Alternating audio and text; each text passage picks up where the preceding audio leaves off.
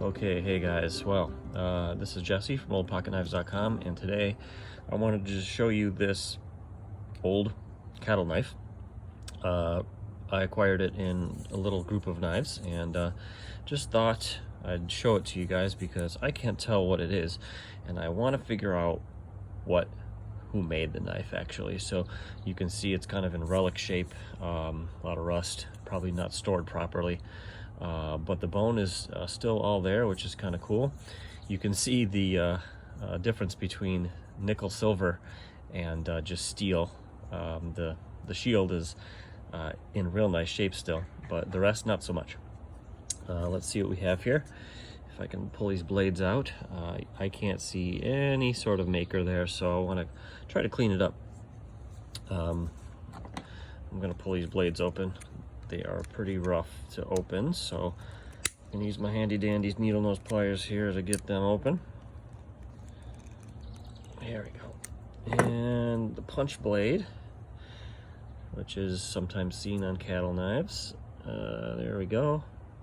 Again, probably a maker's mark there. I just can't read anything.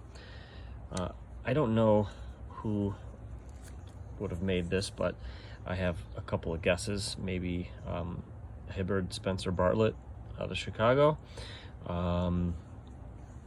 Maybe Schrade Cutlery Company. I don't know. I'm just kind of guessing at this point. Maybe Camillus, actually. It looks maybe more like a later model, maybe a 40s or something like that, as opposed to an earlier one.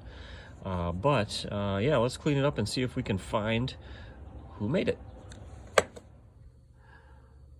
Okay, so what I'm going to do is just kind of soak it in some oil here. I have some from Smoky Mountain Knife Works, this all-purpose synthetic oil, and I just want to kind of put oil all over it and kind of just let that sit for a little while. And then I'm going to use some steel wool on the blades, some very fine steel wool. If I was a much more skilled knife cleaner, I would be using some other tools probably to kind of smooth things out, but I'm not quite there yet. So I'm gonna at least try to remove the active rust and see if we can't find out who made this mystery cattle knife.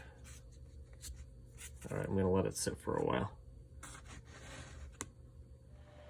Okay, so it sat for a while, and I want to just take some steel wool. This is the very finest grade, and I'm gonna kind of go to town on it. So let's see if I can do anything here.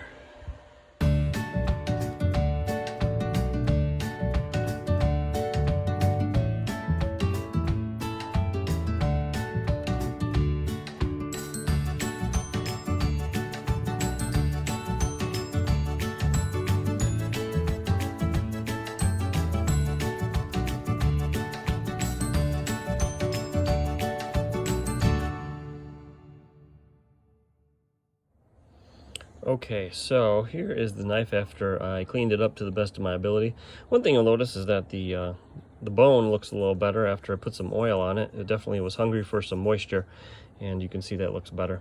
You know, the bolsters are still real pitted and they're steel, so they did corrode. But anyway, the cool thing is I was able to find a maker. That's what I was after in the first place. It's best read on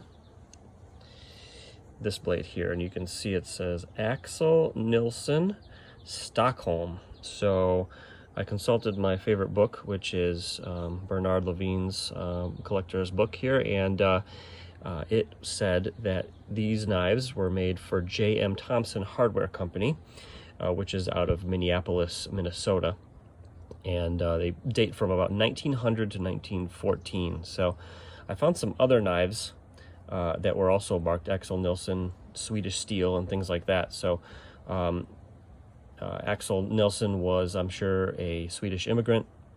There were also a lot of Swedish immigrants in Minneapolis. So advertising that it was, you know, Stockholm, Swedish steel would have gone a long way, you know, with that group. So it made them pretty popular, I guess, in that area. I suspect that this is definitely an American-made knife, although Mr. Levine suggests that it was made in maybe USA, Germany.